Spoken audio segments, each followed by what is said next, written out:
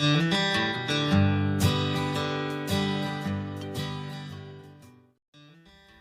friends, welcome to Crown Tasty Samayal. இப்போ நம்ம பார்க்க போகிறது ஒரு ஃப்ரைட் ரைஸ் ரெசிபி தாங்க. ரெஸ்டாரண்ட்டில் நீங்கள் சாப்பிட்டா அதே டேஸ்ட்டில் அதே மணத்தோட உங்களுக்கு ஒரு ஃப்ரைட் ரைஸ் ரெசிபி வீட்டிலையே எப்படி செய்யலாம் அப்படிங்கிறது தான் இந்த வீடியோவில் தெரிஞ்சுக்க போகிறோம். இந்த ஃப்ரைட் ரைஸில் வெளியில் வாங்குகிற சாஸ் வகைகள் எதுவுமே பயன்படுத்தலை. நம்ம வீட்டில் இருக்க பொருட்களை வச்சே அதே டேஸ்ட்டில் அதே ஃப்ளேவரில் இந்த ஃப்ரைட் ரைஸ் செய்ய போகிறோம். இதை லஞ்ச் பாக்ஸு கூட கொடுத்து விடலாம். ரொம்ப டேஸ்டியாக இருக்கும். நான் வெஜிடேரியன் சாப்பிட்றவங்களா இருந்தால் இதுக்கு முட்டை gravy, chicken gravy, mutton gravy இப்படி எது வேணாலுமே தொட்டுக்கிட்டு சாப்பிட்லாம். வெஜிடேரியனாக இருந்தால் பன்னீர் பட்டர் மசாலா, மஷ்ரூம் மசாலா, பட்டாணி மசாலா இது போல் வகைகள் எல்லாமே இதுக்கு ஒரு சூப்பர் காம்பினேஷனாக இருக்கும். இந்த ரெசிபியை வீட்டில் இருக்க பொருட்களை வச்சு ஈஸியான முறையில் எப்படி செய்யுதுன்னு பார்க்கலாம் வாங்க.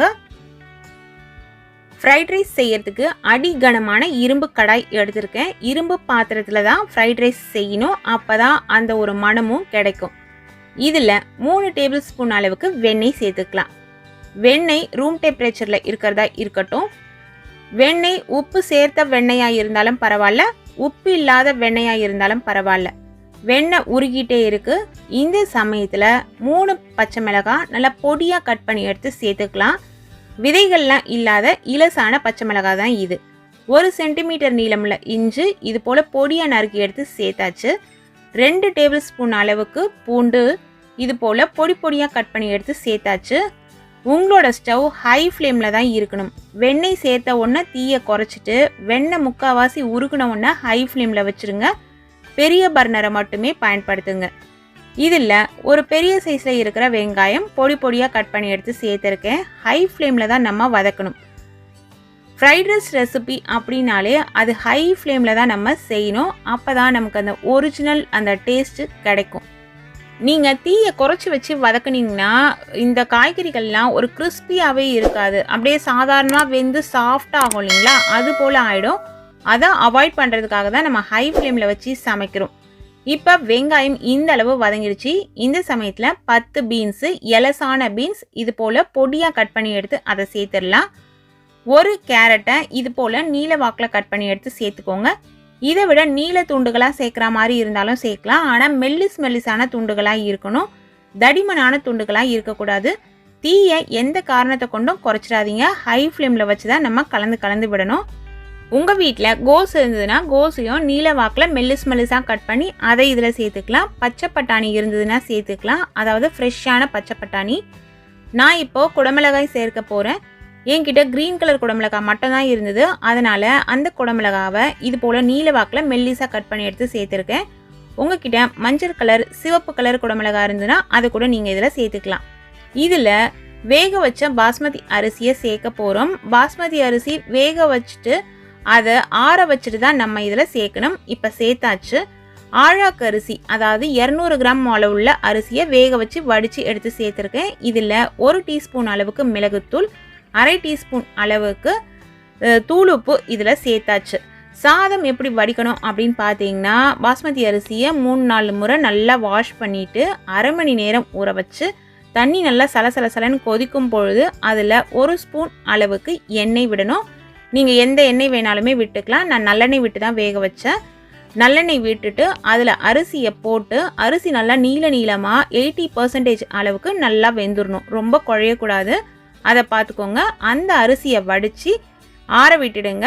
ஆறின பிறகு அந்த சாதத்தை தான் இதில் எடுத்து நம்ம கொட்டி கலக்க போகிறோம். இப்போ லாஸ்ட்டாக இறக்குற டைம் வந்துருச்சு. இந்த சமயத்தில் ஸ்ப்ரிங் ஆனியன்ஸை வெங்காயத்தால் கட் பண்ணி இதில் சேர்த்துட்டு 2 முறை கலந்து விட்டுட்டு இதை நீங்கள் சர்விங் பிளேட்டுக்கு சேஞ்ச் பண்ணிடலாம். நீங்கள் ரெஸ்டாரண்ட்டில் சாப்பிட்ட அதே மணத்தோட ரொம்ப நல்லாயிருக்கும் இந்த ஃப்ரைட் ரைஸ். மிளகுத்தூள் அப்படிங்கிறது சாதாரணமாக மிளகை ஒரு கடாயில் லைட்டாக வறுத்துட்டு நல்லா பொடி பண்ணிவிட்டு அதை சலித்து எடுத்து வச்சுக்கோங்க. அந்த மிளகுத்தூளை தான் நான் இதில் சேர்த்துருக்கேன். நீங்கள் வெள்ளை மிளகுத்தூள் சேர்க்குற மாதிரி இருந்தால் கூட சேர்த்துக்கலாம். சாதாரணமாக நம்ம ரசத்துக்கு பயன்படுத்துகிற அதே மிளகுத்தூளை தான் நான் இதில் சேர்த்துருக்கேன். இதே அளவுகளில் இதே முறைப்படி நீங்களும் சமைச்சு பாருங்கள். இதில் நான் 200 கிராம் அளவுள்ள சாதத்துக்கு உண்டான காய்கறிகள் தான் சொல்லியிருக்கேன். இந்த ஃப்ரைட் ரைஸை பாஸ்மதி அரிசியில் தான் செய்யணும் அப்படிங்கிறது கிடையாது. பாஸ்மதி அரிசியில் செய்யும்போது அதற்கே உண்டான அந்த ஸ்பெஷல் மனம் நமக்கு எக்ஸ்ட்ராவாக கிடைக்கும். அது மட்டும்தான். இந்த ஃப்ரைட் ரைஸ்க்கு மேட்ச் ஆகிற மாதிரியான mushroom masala, paneer butter masala, potato masala, capsicum masala, இது போல் கிரேவிஸ் எல்லாமே நம்ம சேனலில் இதுக்கு முன்னாடியே அப்லோட் பண்ணியிருக்கோம். அதனோட லிங்க்கு டிஸ்கிரிப்ஷனில் தரேன். விருப்பம் இருக்கிறவங்க பார்த்து தெரிஞ்சுக்கோங்க. இப்போ நம்ம பார்க்க போகிறது ப்ரோக்கலியை யூஸ் பண்ணி ஒரு ரைஸ் தாங்க. ரொம்ப டேஸ்டியாக இருக்கும். ஹெல்த்தியான ரெசிபி. பிள்ளைங்களாம் விரும்பி சாப்பிடுவாங்க. லஞ்ச் பாக்ஸ்க்கும் நீங்கள் கொடுத்து விடலாம். ஏற்கனவே சில ஃப்ரைட் ரைஸ் ரெசிபிலாம் நம்ம சேனலில் அப்லோட் பண்ணியிருக்கேன். இதுக்கு மேட்ச் ஆகிற மாதிரியான கிரேவிஸ் எல்லாமும் அப்லோட் பண்ணியிருக்கேன். அதனோட லிங்க்கு டிஸ்கிரிப்ஷனில் தரேன். விருப்பம் இருக்கிறவங்க பார்த்து தெரிஞ்சுக்கோங்க.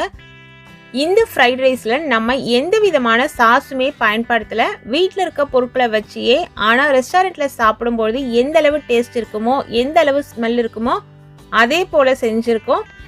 வாங்க இப்போ இந்த ரெசிபி எப்படி செய்யுதுன்னு பார்க்கலாம். இந்த ஃப்ரைட் ரைஸ் செய்யறதுக்கு அடிகனமான இரும்பு கடாய் ஸ்டவ்வில் வச்சு சுவிட்ச் ஆன் பண்ணிவிட்டு அதில் 3 டேபிள் ஸ்பூன் அளவுக்கு வெண்ணெய் சேர்த்துக்கலாம்.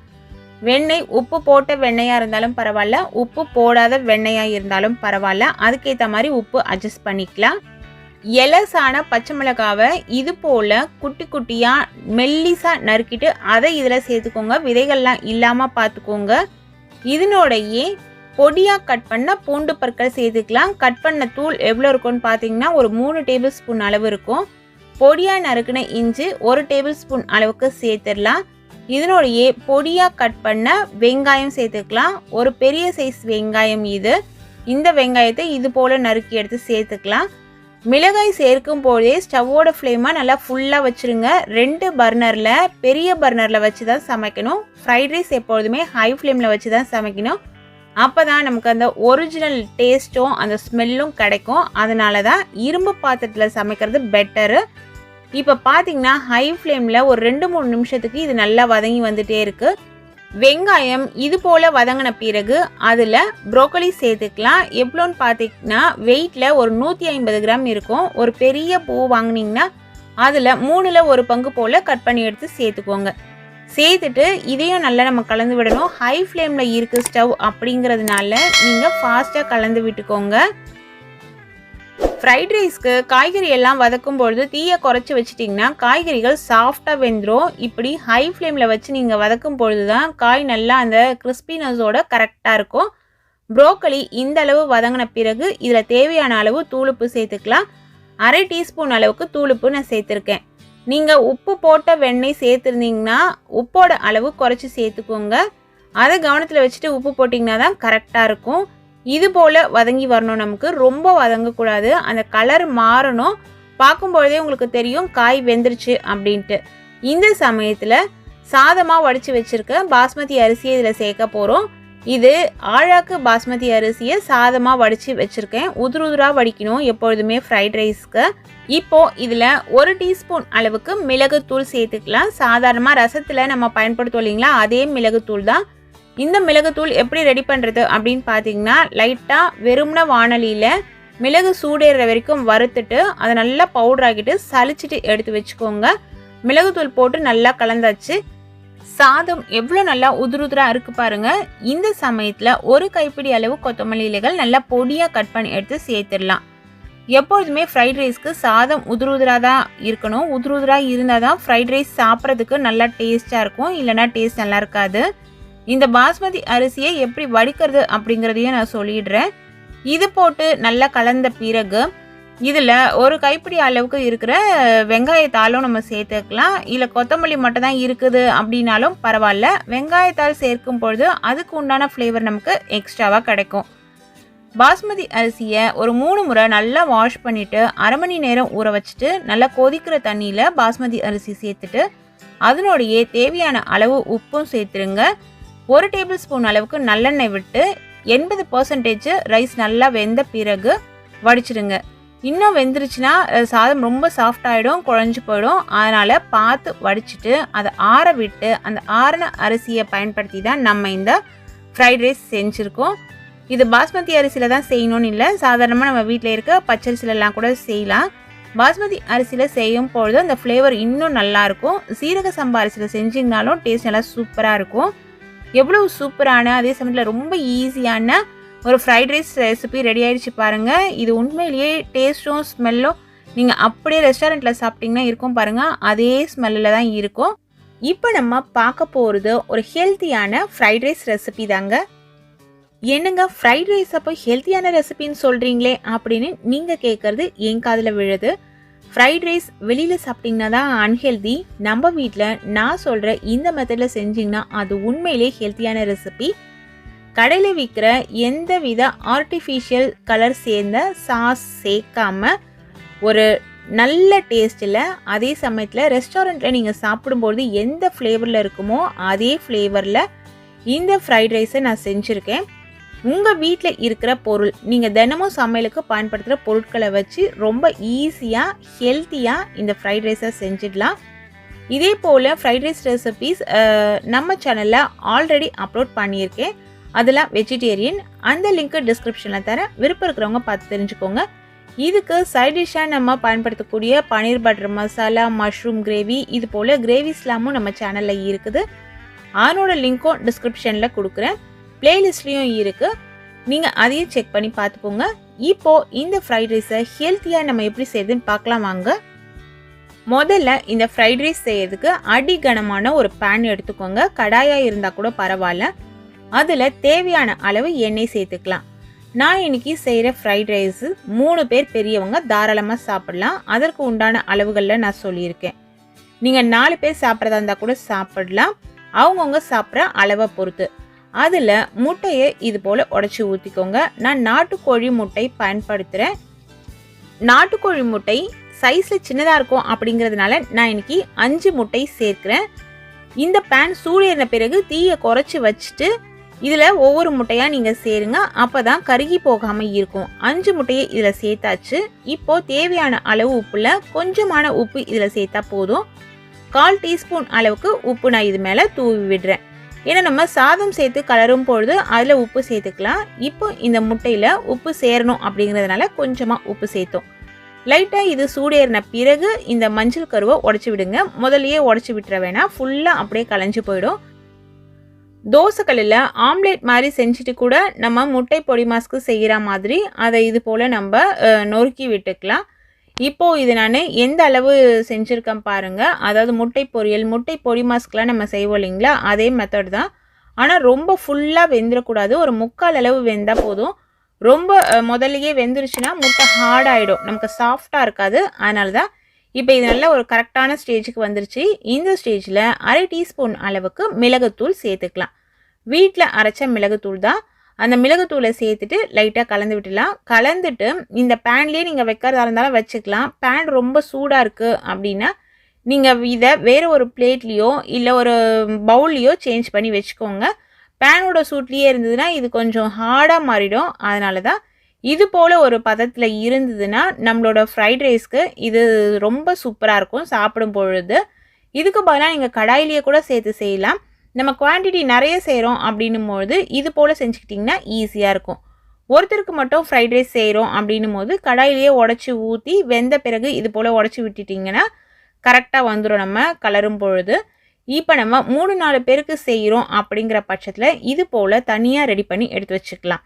இப்போ அடிகனமான இரும்பு கடாய் எடுத்துக்கலாம்.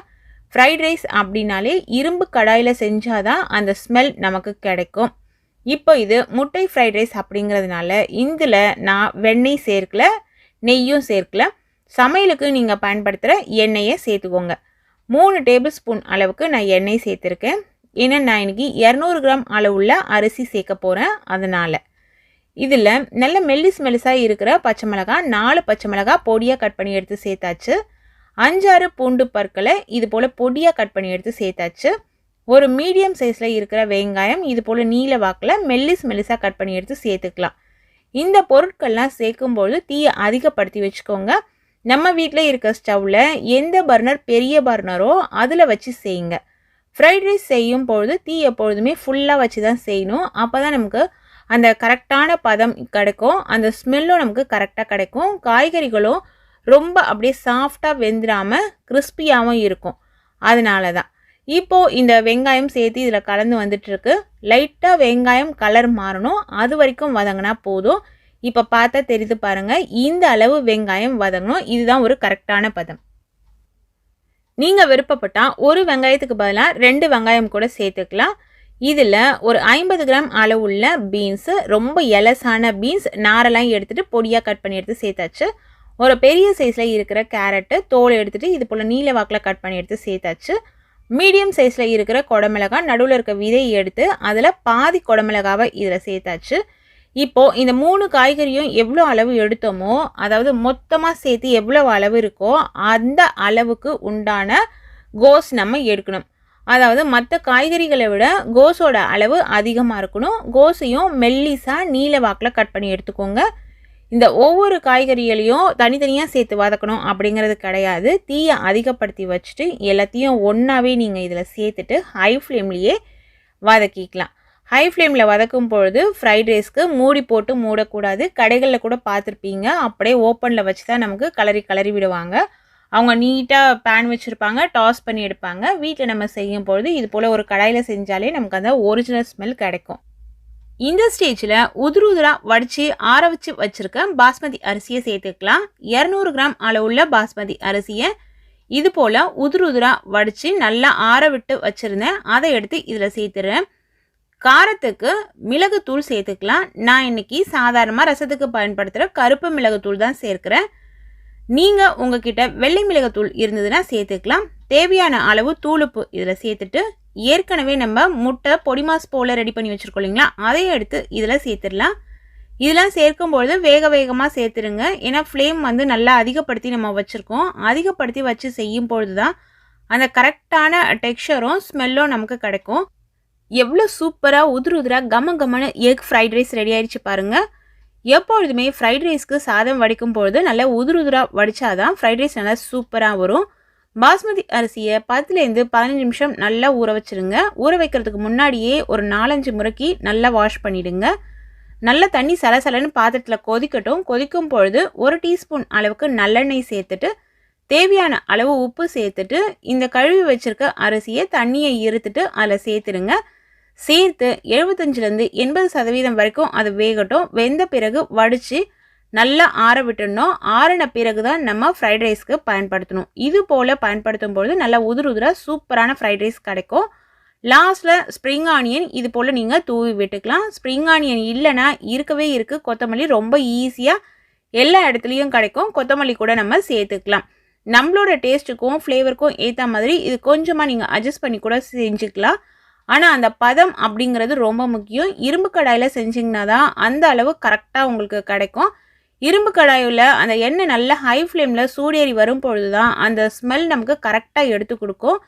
இந்த ரெசிபியை இதே அளவுகளில் நீங்களும் உங்கள் வீட்டில் இதே பக்குவத்தில் செஞ்சு சாப்பிட்டு என்ஜாய் பண்ணுங்கள். இது போல் விதவிதமான சுவையான ரெசிபிஸ் தெரிஞ்சுக்கணுன்னா நம்ம சேனலை தொடர்ந்து பாருங்கள். சுவையாக சமைச்சு சாப்பிட்டுட்டு ஹாப்பியாக இருங்க. Thank you friends.